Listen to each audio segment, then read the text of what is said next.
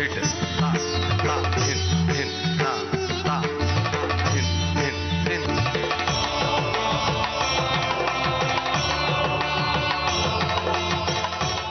ശ്രീജ, സന്തോഷം ഇങ്ങനെ ഇങ്ങനെ പൊങ്ങി പൊങ്ങി പൊങ്ങി പോവുകയാണ്. ഒട്ടും പ്രതീക്ഷിക്കാതെ ഇതാ വേറൊരു അതിഥി കൂടെ വന്നിരിക്കുന്നു. കണ്ണൂരിൻ്റെ സ്വന്തം ജനപ്രതിനിധി ശ്രീമതി ടീച്ചർ. ഏറ്റവും സ്നേഹത്തോടെ ടീച്ചർക്ക് സ്വാഗതം. ഞാൻ പറയായിരുന്നു, ചിത്ര ചേച്ചിയെ ഒന്ന് ഇങ്ങോട്ട് കൂട്ടാൻ നോക്കുമ്പോൾ ശ്രീമതി ടീച്ചർ ഇങ്ങനെ ചേർത്ത് പിടിച്ചാണ് ചിത്ര ചേച്ചിയെ കൊണ്ട് നടക്കുന്നത്. കണ്ണൂരിലേക്ക് ഇവരെ പോലെയുള്ളവരും ഞങ്ങളെ പോലെയുള്ളവരും ഒക്കെ വന്നിരിക്കുക. ടീച്ചർ എന്താ പറയണേ ഞങ്ങളോടൊക്കെ?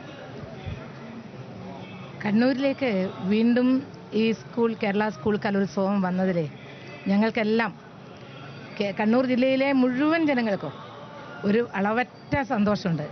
കാരണം ഏതൊരു മഹോത്സവത്തെയും സ്വീകരിക്കാനും അത് വിജയിപ്പിക്കാനും കഴിവുള്ളവരാണ് കണ്ണൂർ ജില്ലക്കാർ എന്ന് പൊതുവേ ഒരു അഭിപ്രായം ഉണ്ടാവാറുണ്ട്. ഇതിനു മുൻപ് നടന്നിട്ടുള്ള 3 കലോത്സവത്തെ സംബന്ധിച്ചും അതുപോലെ തന്നെയാണ് കഴിഞ്ഞ കലോത്സവം. എന്തായാലും ഒരു ജനപ്രതിനിധി എന്ന നിലയിൽ ഒരു അതിഥിയെ കൂടിയാണ്. പക്ഷെ നമുക്കിപ്പോ വളരെ പ്രിയപ്പെട്ട ഒരു അതിഥി കൂടി നമ്മളോടൊപ്പം ചേർന്നിരിക്കുകയാണ്. നേരത്തെ ശ്രീജി പറഞ്ഞു ഇങ്ങനെ പിടിച്ച് വെച്ചിരിക്കുകയായിരുന്നു. സ്നേഹത്തോടെ എന്താണ് ചോദിക്കാനുള്ളത്? കാരണം എന്നറിയോ, ആദ്യം എന്നോട് പറഞ്ഞത് ആരായിരുന്നു? അവർക്ക് വേണ്ടി. എനിക്ക് അല്ലാതെ എനിക്ക് ആരോടും അങ്ങനെ എന്താണ് ചോദിക്കാനുള്ളത്?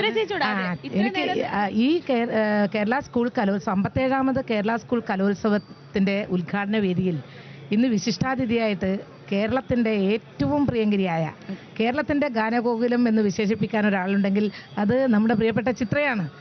ചിത്രയെ തന്നെ നമുക്ക് ഇവിടെ കിട്ടിയെന്നതും സ്കൂൾ കലോത്സവത്തിൽ സംഗീതത്തിന് എത്രയോ തവണ കലാതിലക പട്ടമണിഞ്ഞിട്ടുള്ള അല്ലെങ്കിൽ ഒരുപക്ഷെ കലാതിലകം ആയിരുന്നില്ല, പക്ഷെ അതിൽ സമ്മാനം വാങ്ങിയിട്ടുള്ള 1ാം സ്ഥാനം കരസ്ഥമാക്കിയിട്ടുള്ള ചിത്ര ഇന്ന് കേരളത്തിലും കേരളത്തിന് പുറത്തും ഇന്ത്യക്ക് പുറത്തും ലോക മലയാളികൾക്കാകെ അറിയപ്പെടുന്ന ഏറ്റവും പ്രിയപ്പെട്ട ഗായികയാണ്.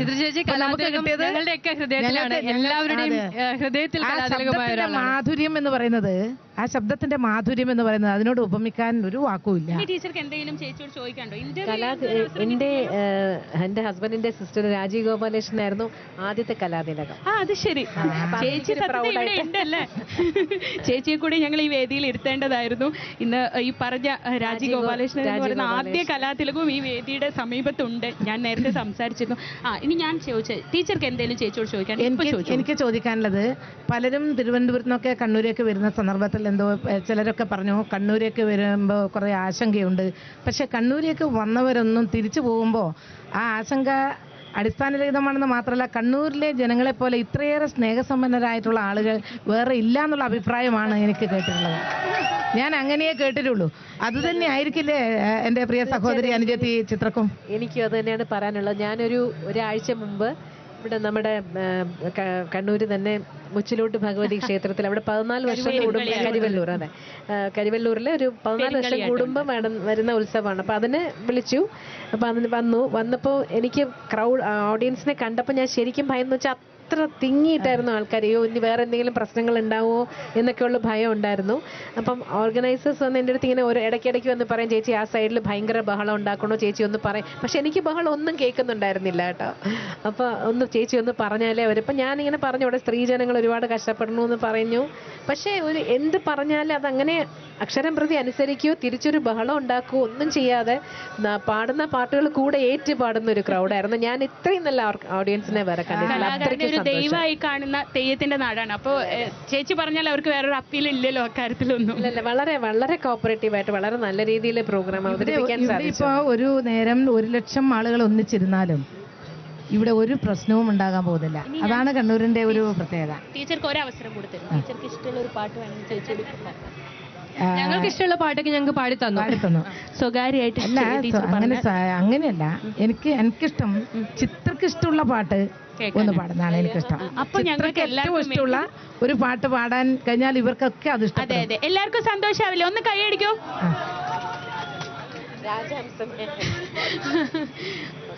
പ്രേക്ഷകർക്ക് കാണാൻ കഴിയില്ല, ചിത്ര ചേച്ചി ഒരു നോക്ക് കാണാൻ വേണ്ടിയിട്ട് ഒരുപാട് പേര് നമ്മുടെ സ്റ്റുഡിയോയുടെ മുന്നിലുണ്ട്. അവർക്ക് വേണ്ടിയിട്ട് ഒരു ഗാനം.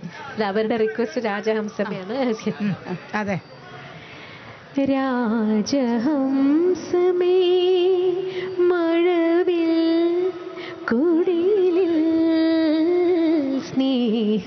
സ്നേഹദൂതുമായി വരുമോ? സാഗരങ്ങളെ മറുവാക്കുമിണ്ടുമോ എവിടെ എൻ്റെ സ്നേഹഗായകൻ ഓ രാജഹംസമേ.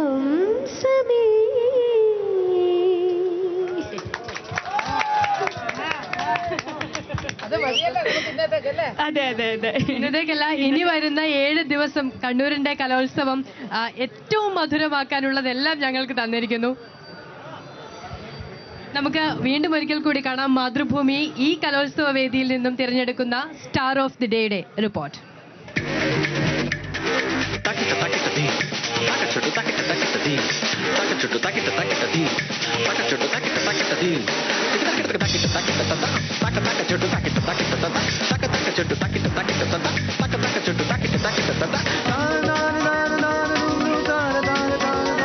ഓരോ കലോത്സവത്തിലും കലയുടെ ഓരോ ദിനത്തിലും ഒരു താരമുണ്ടാകും. ആ താരത്തിന് ഒരു പ്രോത്സാഹനമായി മാതൃഭൂമി ന്യൂസ് നൽകുന്നു സ്റ്റാർ ഓഫ് ദി ഡേ പുരസ്കാരം.